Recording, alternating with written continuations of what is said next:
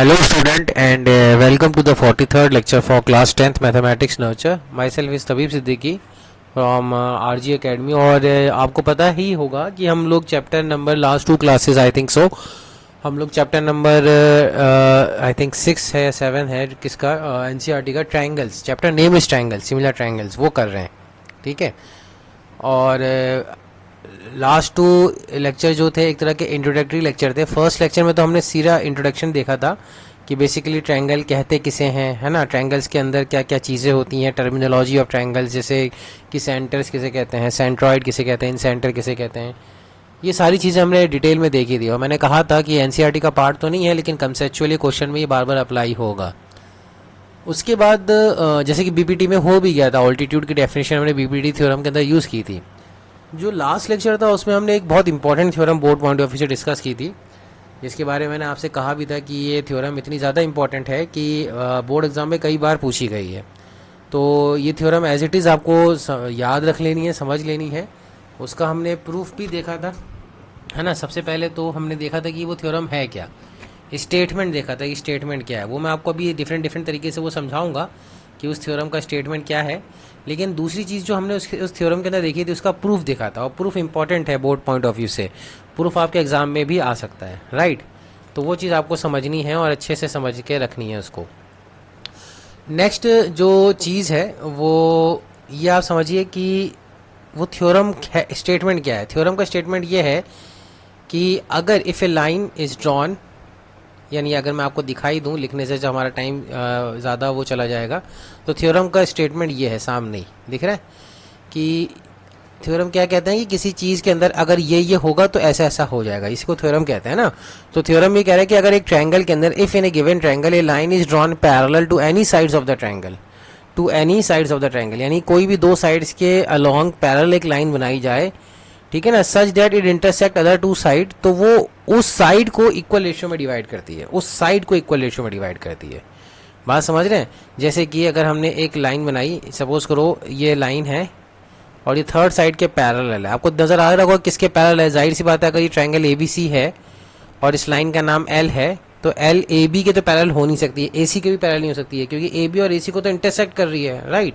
तो पैरेलल किसके है, ये थर्ड साइड के पैरेलल अगर बना देते हैं, यानी ये चीज गिवन होगी क्वेश्चन में. अगर ऐसा होगा, जो इफ वाली कंडीशन होती है ना थ्योरम के अंदर, इफ एंड देन वाली कंडीशन जो होती है कि अगर ऐसा होगा, तो अगर कैसा होगा कि अगर एक लाइन थर्ड साइड के पैरेलल या किसी भी ट्रायंगल के साइड के पैरेलल है, तो वो दो अदर साइड में जहां इंटरसेक्ट कर रही होगी ना, तो यानी देन उनको इक्वल रेशियो में डिवाइड करेगी. बात समझ रहे हैं. तो थ्योरम का स्टेटमेंट ये आ जाएगा कि AD upon BD is equals to AE upon EC. ये थ्योरम का स्टेटमेंट आ जाएगा. बात समझ रहे हैं. बहुत अच्छे से थ्योरम को अच्छे से मेमोराइज कर लेना है, समझ लेना है. इसी चीज़ को अगर अपन और देखें, जैसे कि मैं अगर एक ट्रायंगल बनाता हूँ आपके लिए, सपोज करिए कि एक ये लाइन है और एक और लाइन बना लेते हैं. सपोज करो एक ये लाइन है, एंड सपोज करो कि ये एक तीसरी लाइन है, एंड सपोज करो कि ये एक चौथी लाइन है, लाइक दिस. ठीक है. थोड़ा सा फिगर हाँ बड़ा हो गया लेकिन ठीक है. अब मैं ये आपसे कह रहा हूँ कि ये X है, ये Y है, ये Z है, ठीक है, और ये P है और ये Q है. अब क्वेश्चन में ये गिवन है कि ये दो लाइन आपस में पैरेलल हैं, ठीक है. तो अगर अपन देखें तो एक ट्रायंगल बन रहा है XPQ. बात समझ रहे हैं. इस फिगर के अगर हिसाब से अगर अपन इसको एनालाइज करें तो एक ट्रायंगल बन रहा है XPQ. इस ट्रायंगल के अंदर अगर आप नोटिस करें तो XYZ और PQ पैरेलल है, ये चीज गिवन है ना. YZ is parallel to PQ, YZ is parallel to PQ. ठीक है. ये जो लाइन है YZ और पैरेलल PQ है, इसका मतलब ये हुआ कि अगर हम इसमें BPT लगाने को कोशिश करें तो अकॉर्डिंग टू BPD या थेल्स थ्योरम, है ना, बेसिक प्रोपोर्शन थ्योरम, तो अगर किसी ट्रायंगल के अंदर, है ना, एक लाइन पैरेलल हो जाती है थर्ड साइड के लिए, तो वो दो लाइन जो इंटरसेक्ट कर रही है दो साइड्स में, उसको इक्वल रेशियो में डिवाइड करेगी. तो BPT का स्टेटमेंट यहाँ पे हमें क्या देगा, इक्वल रेशियो, यानी XY upon YP is equals to XZ upon ZQ. ये समझ में आना चाहिए. यानी this upon this is equals to this upon this. यही मतलब उसका क्रोनोलॉजिकल ऑर्डर रहेगा. अच्छा, इसका अपोजिट जो होता है कन्वर्स, यानी किसी कोई थ्योरम सेटिस्फाइड है, उसका जो अपोजिट होता है, यानी अगर उल्टा अपन बोलेंगे अगर ये रेशियो सेटिस्फाई कर रहा है तो लाइंस पैरेलल होंगी, इसको अपन बोलते हैं कन्वर्स ऑफ एनी थ्योरम। बात समझ रहे हैं? इसको अपन बोलते हैं कन्वर्स ऑफ एनी थ्योरम, तो कन्वर्स ऑफ बीपीटी भी बोल सकते हैं। तो पहले ये देख लेते हैं कि बीपीटी यानी बेसिक प्रोपोर्शनैलिटी थ्योरम क्या कहती थी कि in triangle K M N if P Q is parallel to M N and intersect P at Q, है ना, intersect K M at P and intersect K N at Q. तो यहाँ पे अब आपके पास क्या क्या ऑप्शन आ रहे हैं? ऑप्शन आ रहा है कि K P upon P M, यानी K P upon P M is equal to K Q upon Q N, ये वाला बराबर ऑप्शन आ रहा है।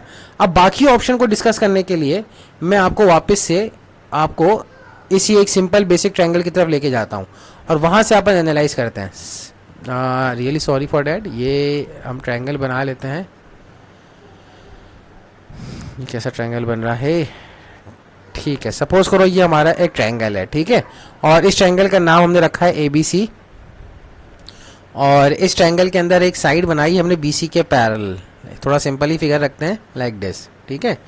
ये हमने बनाया है DE और BC, DE is parallel to BC, DE is parallel to BC, DE is parallel to BC, ये कंडीशन गिवन है।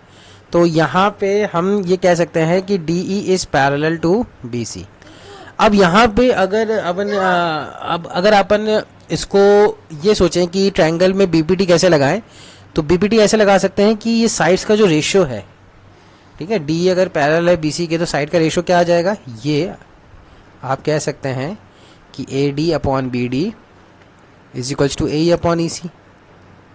अब बहुत ध्यान से समझना, ये हमारा स्टेटमेंट आ गया बीपीटी से, है ना, थ्योरम बीपीटी से। अब अगर मैं दोनों तरफ ऐड +1 कर दूं, है ना, यानी A D upon B D लिख रहा हूँ is equals to A E upon E C लिख रहा हूँ। दोनों तरफ मैंने क्या किया? दोनों तरफ मैंने एडिशन ऑफ 1 किया, +1 किया। क्यों करा वो अपन देखेंगे, लेकिन कर सकते हैं ना भाई। 2 इज इक्वल्स टू 2 है, तो अगर मैं दोनों तरफ +1 करूंगा तो 3 इक्वल्स टू 3 नहीं आ जाएगा? ये चीज़ तो वैलिड है किसी भी इक्वेशन के अंदर कि आप दोनों तरफ कुछ भी ऐड और सब्ट्रैक्ट कर सकते हैं। तो अगर मैंने ऐसा +1 किया स्टूडेंट, तो मेरे पास क्या आ जाएगा रिजल्ट? देखो, नीचे एलसीएम बी डी आ जाएगा और ऊपर क्या आ जाएगा? A D plus B D. इसी तरह नीचे भी आ जाएगा एलसीएम ई सी और ऊपर क्या आ जाएगा? ए ई प्लस ई सी। बात समझ रहे हैं? ये आ जाएगा। अब फिगर के अंदर आप नोटिस करें कि A D plus B D कितना होता है? A B. A D plus B D कितना होता है? A B. तो ये हमने ए बी लिख लिया और बी डी तो एज इट इज लिखा रहने दिया हमने, है ना। और ए ई प्लस ई सी, फिगर के अंदर नोटिस करें कि ए ई प्लस ई सी ये कितना होता है? ए सी। तो हमने इसको तो एज इट इज लिख लिया ए सी और नीचे लिख लिया ई सी। तो आप नोटिस करें कि ये क्या नीचे हमें दे रहा है? ये दे रहा है, यानी इसको हम रीअरेंज करके लिखें तो ऐसे लिख सकते हैं, यानी रिवर्स कर दें, यानी B D upon A B reciprocal ले लें is equals to E C upon A C, ऐसे लिख सकते हैं ना। यानी अगर बीपीटी का स्टेटमेंट ट्रू है, यानी बीपीटी अगर किसी ट्रायंगल के अंदर लग रही है, तो वो तो आपको पता था, एक सेकेंड, वो तो आपको पता था कि डिस ये जो आपका पास है, कहाँ गया यार, सब कुछ गायब हो गया। ये दिक्कत है बस, थोड़ा सा स्क्रीन शो में थोड़ा सा कभी कभी क्या हैंग कर जाता है। तो हमने इसको लिख लिया था, यहाँ पे लिख लिया था हमने A B D upon A B is equals to E C upon A C, ये था ना।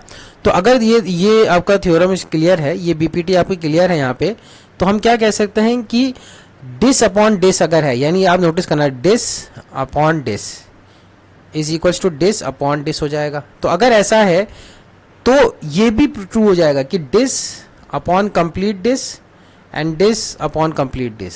बात समझ रहे हैं? यानी A D upon B D is equals to A E upon E C तो होगा ही होगा, smaller one upon bigger one is equals to smaller upon bigger one.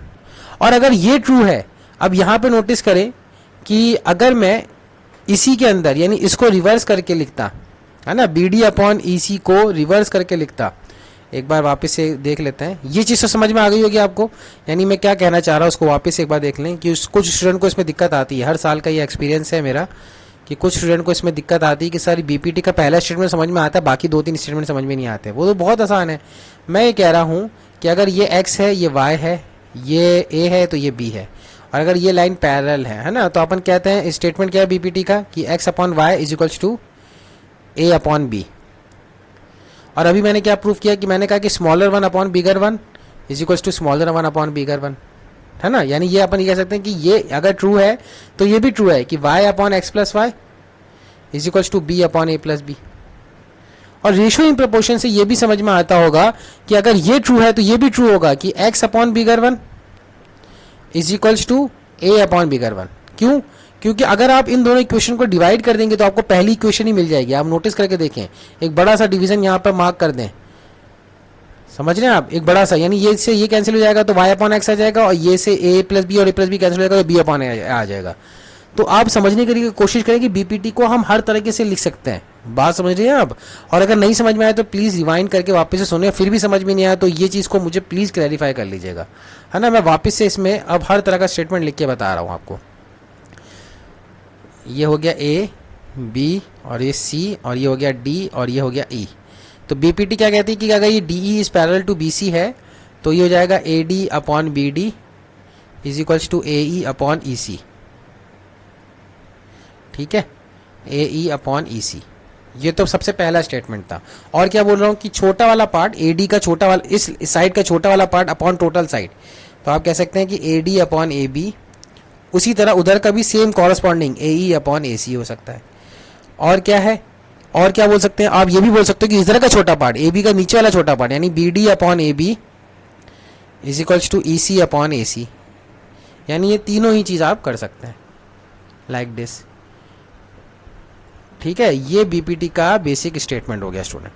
तो ये तीनों ही चीज़ें वैलिड रहेंगी। अब इसको प्रैक्टिस के लिए मैं अगर इसको एक बार पॉज करके रिवाइंड करके समझे, नहीं समझ में आता है तो मुझे प्लीज़ नोटिफाई करें। इसको प्रैक्टिस के लिए मैं एक और फिगर बनाता हूँ आपके लिए, तो और ज़्यादा क्लियर हो जाएगा हम क्या कहना चाह रहे हैं।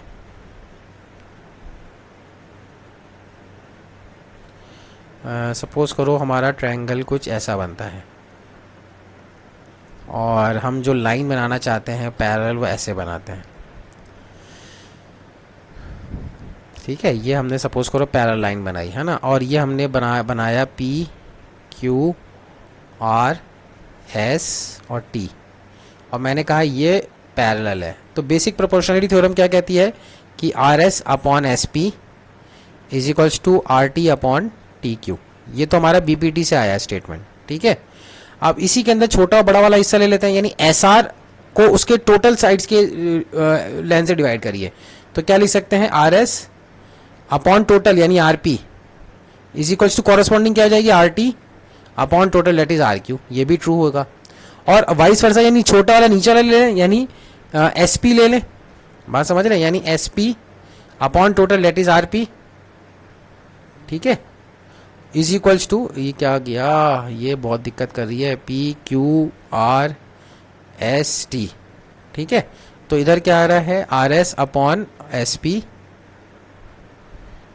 R S upon S P, और इधर क्या आ रहा है, R T upon T Q. तो R T upon R Q भी हो जाएगा। और इसी तरह एस पी टोटल से लेंगे तो आर पी, इसी तरह टी क्यू टोटल से लेंगे तो अपना आर क्यू, ये भी ट्रू हो जाएगा। तो ये बीपीटी के तीन ऐसे रेशो बनते हैं साइड्स के। तो बीपीटी का रेशो इस तरह से अपन आइडेंटिफाई कर सकते हैं। होपफुली आपको ये चीज़ समझ में आई होगी स्टूडेंट। नहीं समझ में आई है तो प्लीज़ मुझे एक बार बोलिएगा। तो इसी से ये रेशो निकला है कि this upon this is equals to this upon this, and this upon total of this is equals to this upon of total of this, and similarly this यानी K P upon total of this is equals to K Q upon total of dish.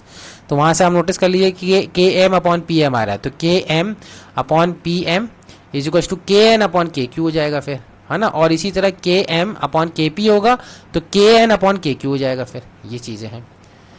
ठीक है, बहुत time enough कर दिया हमने basic BPT के अंदर। I hope so, इससे ज़्यादा हम अब करेंगे तो हमारा टाइम ही वेस्ट होगा, है ना। तो आप अगर इसमें फिर भी समझ में नहीं आता है तो आप प्लीज़ मुझे पूछिएगा। आगे बढ़ते हैं, converse of basic proportionality theorem. तो कन्वर्स का क्या मतलब है, जैसे मैंने बताया था कि अगर लाइंस पैरेलल हैं तो साइड का रेशियो बराबर होगा, और अगर साइड का रेशियो बराबर है तो लाइंस पैरेलल हो जाएगी। मतलब क्या है कि फॉर एग्जांपल सपोज करो किसी तरह मेरा एक ट्रायंगल है और उसके अंदर मैंने आपको चलो एक ट्रायंगल सपोज बना के दिया लाइक दिस, और मैंने ये नहीं कहा है कि ये लाइन पैरेलल है कि नहीं है ना। मैंने ये नहीं बोला कि ये लाइन पैरेलल है, ये तो आपको प्रूव करना है कि this line D E is parallel to है ना, इज बी सी, ये प्रूव करना है। लेकिन मैंने आपको ये दे दिया है कि ये 2 और ये 3 है, ठीक है ना, ये लेंथ ये 2:3 है। सपोज करो कि ऐसा है, ये चलो अपन चेंज कर लेते हैं 7:3 ले लेते हैं, ठीक है। और ये सपोज कर लो है 14 और ये 6 है। तो अब आप चेक करो कि आपका A D upon B D कितना आ रहा है, वो चेक करो। तो A D upon B D कितना आ रहा है 7/3। और इसी तरह ए ई अपॉन ई सी कितना आ रहा है, वो आपने चेक किया कि सर वो तो आ रहा है 14/6, डेट इज 2 7 14 2 3 6, तो वो भी वही आ रहा है। तो यहाँ से आपने क्या कंफर्म कर दिया, आपने बोला sir A D upon B D is equals to A E upon E C. और ये हमें क्या दिख रहा है, ये बीपीटी का सेकंड स्टेटमेंट दिख रहा है ना, यानी जो होता है साइड का रेशो इक्वल होता है। तो अगर ये नजर आ गया कि AD this upon this is equal to this upon this, अगर ये नजर आ गया आपको, ठीक है, तो आप कह सकते हो कि हमारी ये साइड्स क्या हैं, आपस में पैरेलल है, ठीक है, हमारी ये साइड क्या है, आपस में पैरेलल है। अगर ये चीज नजर आ रही है तो कन्वर्स क्या कहता है कि अगर किसी ट्रायंगल के एम एन के अंदर, यहाँ पे कन्वर्स का स्टेटमेंट देख लेते हैं, कोई ट्रायंगल के एम एन है और उसके अंदर पी क्यू, ये आपकी पी और क्यू दे रखा है या पी ओ दे रखा है सपोज करो, और ये यहाँ पे लिखा हुआ है कि K P upon P M is equals to K O upon Q N, ये क्यू है सपोज करो, है ना, ये क्यू है। अगर ऐसा है तो ये फिर ये साइड्स भी पैरेलल होंगी, यानी P Q is equals to P Q is parallel to M N होगा। ये कन्वर्स हो गया है, ये कन्वर्स कहलाएगा बीपीटी का। बीपीटी क्या होती है कि अगर लाइंस पैरेलल हैं तो साइड का रेशियो इक्वल होगा, और कन्वर्स क्या होता है कि अगर साइड का रेशियो इक्वल है तो फिर लाइंस पैरेलल होंगी। आई होप सो कि ये बीपीटी हमारा यहाँ पे हम इसको फुल स्टॉप करते हैं इतना पढ़ने के बाद। अब वापस से सिमिलैरिटी पे आ जाते हैं। जब हमने सिमिलैरिटी स्टार्ट किया था तो हमने कहा था कि सिमिलर फिगर किसे कहते हैं। सिमिलर फिगर के बारे में हमने ये बात कही थी कि बेटा सिमिलर फिगर उस फिगर को कहते हैं जिसके अंदर बेसिकली एंगल्स सेम हो, शेप सेम हो, है ना, साइज की लेंथ सेम हो ये जरूरी नहीं है। यानी सारे कॉन्ग्रुएंट फिगर तो सिमिलर होते हैं, लेकिन सारे सिमिलर फिगर कॉन्ग्रुएंट हो ऐसा जरूरी नहीं है, क्योंकि कॉन्ग्रुएंट फिगर की ये डेफिनेशन है कि उसका एग्जैक्टली जेरोक्स कॉपी होती है एक दूसरे की, ठीक है। तो सिमिलर के अंदर क्या चीज इक्वल होती है, एंगल्स। तो यानी जितने भी सिमिलर फिगर हैं वो उसका शेप सेम है, इसका मतलब क्या होगा, एंगल सेम है, ठीक है। तो in triangle, similarity of triangle के अंदर सबसे पहले अगर अपन एक कंसेप्ट समझने की कोशिश करें तो इन ट्रायंगल ये समझ लीजिए कि the corresponding angles of the two triangles are same. अब कॉरस्पॉन्डिंग वर्ड बहुत इंपॉर्टेंट है, जिसके ऊपर हमने शुरू में डिस्कशन बहुत अच्छे से कर लिया था। कॉरस्पॉन्डिंग वर्ड बहुत इंपॉर्टेंट है। कॉरस्पॉन्डिंग वर्ड हमें क्या डिनोट करता है, कॉरस्पॉन्डिंग वर्ड हमें ये डिनोट करता है कि जब भी हम ट्रायंगल का नेम लिखें, जैसे कि यहाँ पे लिख रहे हैं ट्रायंगल एबीसी, ठीक है ना, अब सिमिलरिटी का साइन लगा दिया। अब ये क्वेश्चन कह रहा है कि ये दोनों ट्रायंगल सिमिलर हैं, ठीक है, कह रहा है, मान लीजिए कह रहा है, तो अपन लिखेंगे कैसे। देखो एंगल ए किसके बराबर कर रहा है, एंगल डी। तो सबसे पहला जो यहाँ पे, क्योंकि ए आपने स्टार्टिंग में लिखा है तो यहाँ पे डी भी आपको स्टार्टिंग में लिखना पड़ेगा। क्यों, क्योंकि ए डी के इक्वल है। ए किसके इक्वल है, डी के, एंगल ए डी के इक्वल है, बात समझ रहे हैं। इसी तरह आप नोटिस करें दूसरा एंगल इन्होंने लिखा है, देखो डबल एरो, डबल निशान बनाया हुआ है यहाँ पे, है ना, डबल, तो यहाँ पे ई के आगे डबल बनाया हुआ है, तो इसका मतलब बी और ई बराबर है। और बी इन्होंने एबीसी के अंदर बीच में लिखा हुआ है, तो हमें ई कहाँ लिखना पड़ेगा, इसके बीच में लिखना पड़ेगा। और फिर ऑब्वियस सी बात है कि सी ऑटोमेटिकली एफ के इक्वल आ जाएगा। तो ये हमारा करेक्ट नोटेशन होगा कि इस फिगर को देखते हुए ये चीज समझने की कोशिश करिए कि A B C D E F के सिमिलर होगा। कोई स्टूडेंट कहे सर क्या A B C triangle E D F के सिमिलर हो सकता है क्या, तो मेरा आंसर होगा नहीं। आप बोलोगे sir triangle D E F तो ई डी एफ एक ही बात है, यानी इस पर्टिकुलर ट्रायंगल को मैं डी ई एफ बोलूं या ई डी एफ बोलूं, बात तो एक ही है ना। नहीं, बात एक नहीं है। नेमिंग के अंदर जब हम सिमिलरिटी और कॉन्ग्रुएंटी की बात करते हैं स्टूडेंट, तो हमेशा याद रखो कि बात एक नहीं होती है, बात कॉरस्पॉन्डिंगली चेंज हो जाती है। अगर कॉरस्पॉन्डिंग का वर्ड यूज कर रहे हैं ना तो फिर इसलिए जमीन आसमान का फर्क हो जाता है। तो हमेशा याद रखो कि जब भी हम नेमिंग की बात करेंगे तो हम स्पेसिफाई रखेंगे कि कौन सा एंगल किसके कॉरस्पॉन्डिंग इक्वल है, ठीक है। तो ये चीज क्लियर होने के बाद अब हम आ जाते हैं सिमिलैरिटी के ऊपर। अगर कोई दो ट्रायंगल सिमिलर हैं तो उनके कॉरस्पॉन्डिंग एंगल्स बराबर होंगे, पहली चीज। अब वो सिमिलर कैसे कैसे हो सकते हैं वो हम बाद में डिस्कस करेंगे थोड़ी देर बाद, लेकिन पहले ये तो समझ लें कि अगर दो ट्रायंगल सिमिलर हैं तो क्या क्या इक्वल हो सकता है, क्या क्या बराबर हो सकता है। तो पहली चीज तो ये क्लियर होनी चाहिए कि अगर कोई दो ट्रायंगल सिमिलर हैं तो सबसे पहली चीज ये है कि उनके एंगल्स बराबर होंगे, ठीक है। और क्या दूसरी चीज है, उनके कॉरस्पॉन्डिंग साइड का रेशियो बराबर होगा। अब ये इंपॉर्टेंट बात है कि अगर दो triangle, if triangle ABC similar to triangle DEF, then क्या क्या इक्वल हो जाएगा, एक तो angle A correspondingly angle D के बराबर हो जाएगा, एक angle B correspondingly angle E के बराबर हो जाएगा, एक एंगल सी एंगल एफ के बराबर हो जाएगा। ठीक है, और कॉरस्पॉन्डिंग रेशियो क्या क्या हो जाएंगे, कॉरस्पॉन्डिंग रेशियो साइड के रेशियो बराबर हो जाएंगे। कॉरस्पॉन्डिंग कॉन्ग्रुएंसी में तो क्या होता था कि कॉरस्पॉन्डिंग साइड ही इक्वल हो जाती थी, कॉन्ग्रुएंसी में ये होता था कि कॉरस्पॉन्डिंग साइड ही इक्वल हो जाती थी, लेकिन यहाँ पे कॉरस्पॉन्डिंग साइड इक्वल नहीं होगी, कॉरस्पॉन्डिंग साइड का रेशियो बराबर होगा। तो कॉरस्पॉन्डिंग साइड पहले देखें, इस ट्रायंगल के अंदर देखें ए बी है और इसकी कॉरस्पॉन्डिंग साइड कौन सी है, डी ई है, तो इसका ratio A B upon D E. ठीक है, और इसी तरह नेक्स्ट साइड लें बी सी है, इसका कॉरस्पॉन्डिंग साइड कौन सी आएगी, ई एफ, तो हमने नेक्स्ट लिया B C upon E F. बात समझ रहे हैं। और फिर इसकी एक ए सी एक साइड आ रही है ए सी, इसकी कॉरस्पॉन्डिंग साइड कौन सी आ गई, डी एफ, तो ए सी अपॉन डी एफ।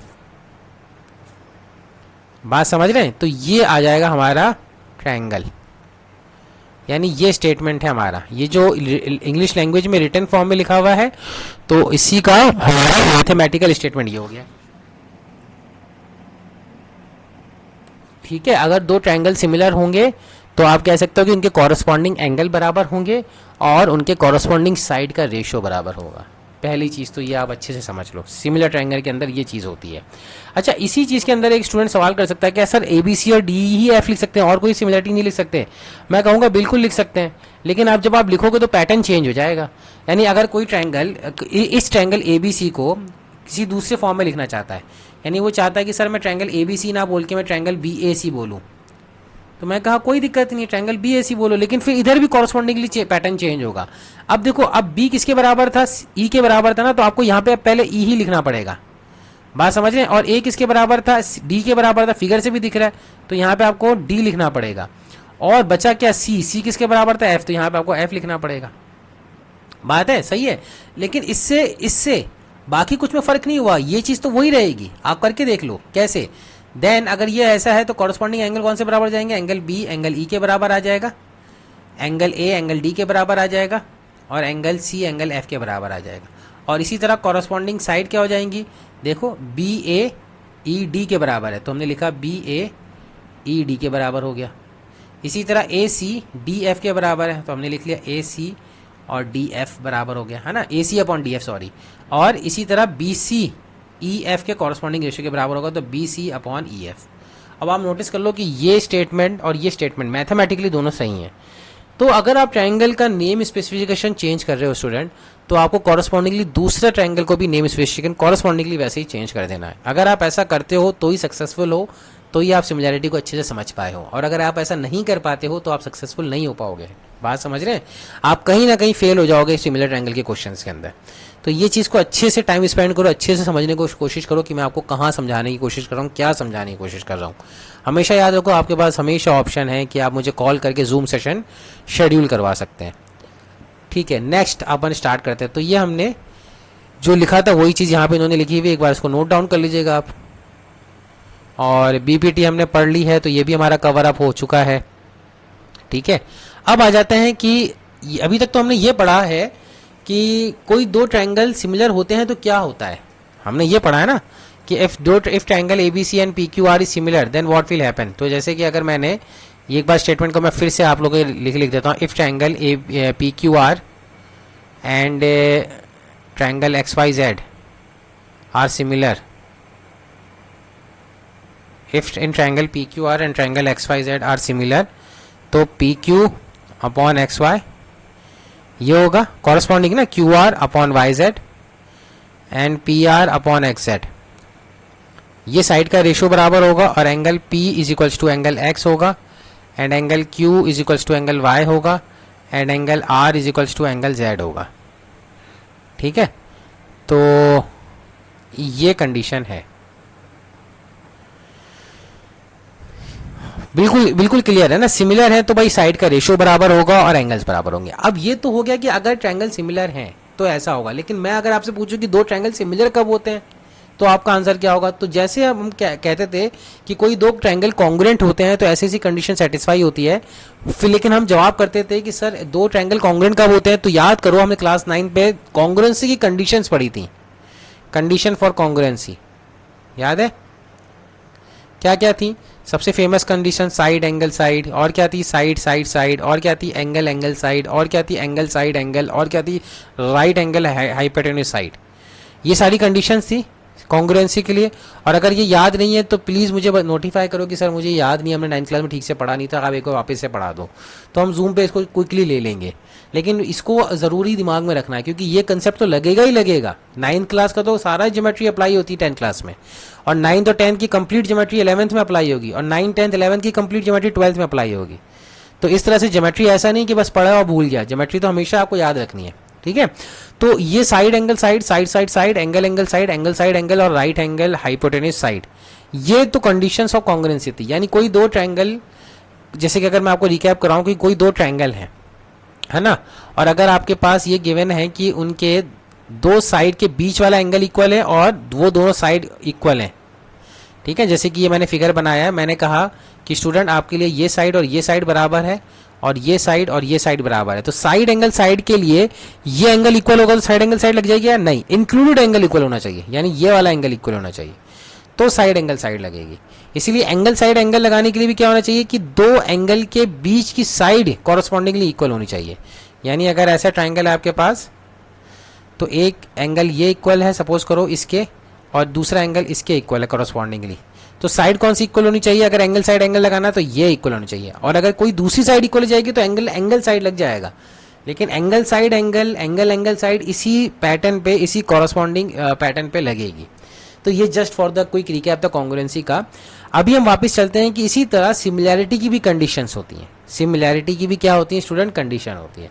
और सबसे फेमस और सबसे सिंपल कंडीशन जो हम बार बार यूज करेंगे वो कहलाती है एंगल एंगल एंगल क्राइटेरिया। इसको शॉर्ट फॉर्म में ए क्राइटेरिया भी कहते हैं। क्या कहते हैं? ए क्राइटेरिया। अब ये क्यों कहते हैं ये भी अपन डिस्कस कर लेंगे, है ना। क्यों इसका ए क्राइटेरिया ए क्यों नहीं कहते हैं वो भी अपन देख लेंगे। लेकिन पहली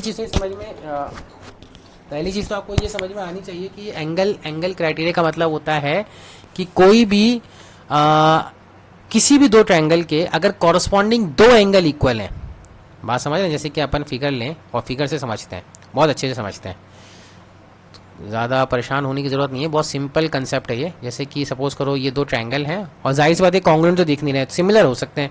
सिमिलर होने के लिए मैं कंडीशन बता रहा हूँ कि ये PQR है और ये ACB है।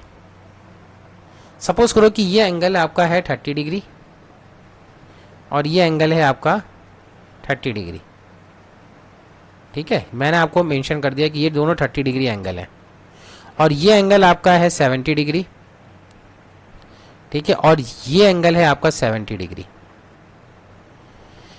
तो क्या ये दोनों फिगर सिमिलर हैं? अपन ये कह सकते हैं क्या ये फिगर सिमिलर हैं? तो आप कहोगे यस सर ये फिगर सिमिलर है बिकॉज इसके अंदर कॉरस्पॉन्डिंगली दो एंगल इक्वल आ रहे हैं। मैंने कहा दो एंगल इक्वल आ रहे हैं, ऐसी कोई कंडीशन हमें पड़ी नहीं है।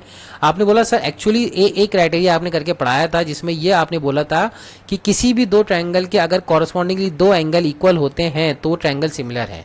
तो ये तो सही है कि ये दोनों ट्रायंगल सिमिलर हैं, लेकिन क्वेश्चन यहाँ पे हमने जो थ्योरम पढ़ रहे हैं वहाँ पे ये है कि एंगल एंगल एंगल क्राइटेरिया, तो ये कह रहा था तीनों एंगल इक्वल होना चाहिए। तो अब ध्यान से समझो कि अगर किसी भी दो ट्रायंगल के कॉरस्पॉन्डिंगली दो एंगल इक्वल है तो तीसरा तो ऑटोमेटिकली इक्वल होगा ना। क्यों होगा इक्वल? क्योंकि एंगल सम प्रॉपर्टी से, यानी इन दोनों का सम 70 + 30 कितना आ गया 100, तो ये एंगल तो ऑटोमेटिकली 80 डिग्री होगा। अगर ये इक्वल नहीं भी दिया होगा तो ऑटोमेटिकली ये एंगल 80 डिग्री नहीं आएगा ईच, अगर नहीं भी दिया होगा तो। अगर दो एंगल इक्वल दे रखे हैं स्टूडेंट कॉरस्पॉन्डिंगली, इन दोनों का सम भी 30 डिग्री है, इन दोनों का सम भी 100 डिग्री, सॉरी 70 + 30 100, 70 + 30 100, तो ऑटोमेटिकली कितना आ जाएगा 80 डिग्री आ जाएगा ना। तो ये तो हम ये कह सकते हैं कि स्टूडेंट ऑटोमेटिकली हमारा थर्ड एंगल ऑलरेडी इंक्लूडेड आ जाएगा, ठीक है। तो ये चीज़ आप ध्यान रखिए। तो इससे हम ये कह सकते हैं कि yes two triangle are similar. अब आप क्या बोलोगे सर ए क्राइटेरिया से सिमिलर है। अब लिखना कैसा है? लिखने का सारा खेल है। अब लिखने के लिए मैंने हमेशा आपको क्राइटेरिया बताया कि सबसे पहले देख लो, कोई से भी एक पॉइंट ले लो, जैसे क्यू है तो आपने लिख लिया ट्रायंगल क्यू, ठीक है। अब क्यू किसके इक्वल है? बी के, तो आपने इधर लिख दिया ट्रायंगल बी। बी के बाद कौन सा ले लो? आर, तो ये आपने लिख लिया आर। आर किसके इक्वल है? इस एंगल ए के, तो इधर बी के बाद आप क्या लिखोगे? ए, ठीक है। अब बचा क्या आपका? बचा पी, तो आपने लिख दिया पी, और इधर ए के बाद क्या बचा है? सी, तो आपने लिख दिया सी। तो ये वो पैटर्न है जो हमें दो ट्रायंगल को सिमिलर करेगा। यानी अब हमने क्या बोल दिया कि सर ये जो है ना, ये दो ट्रायंगल ए सिमिलैरिटी से क्या हो गए, सिमिलर हो गए। क्यों? क्योंकि angle Q correspondingly angle B के बराबर है और angle R correspondingly angle A के बराबर है, फिगर से भी दिख रहा है।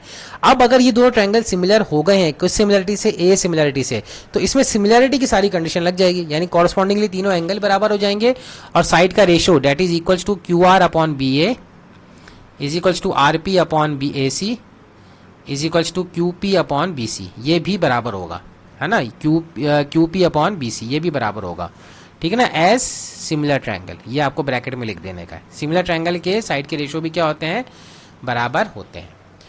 आई होप सो ये सबसे पहली कंडीशन जो हमने पढ़ी है सिमिलैरिटी की आपको समझ में आई होगी। हम ऐसा करते हैं कि हमारा यहाँ पे टाइम खत्म हो रहा है, जो डिजायर्ड टाइम है वही हमें इतना ही रखना था, हम यहीं से एग्जैक्टली इसी पोजीशन से हम नेक्स्ट क्लास में स्टार्ट करेंगे। Thank you for listening for today's lecture, take care.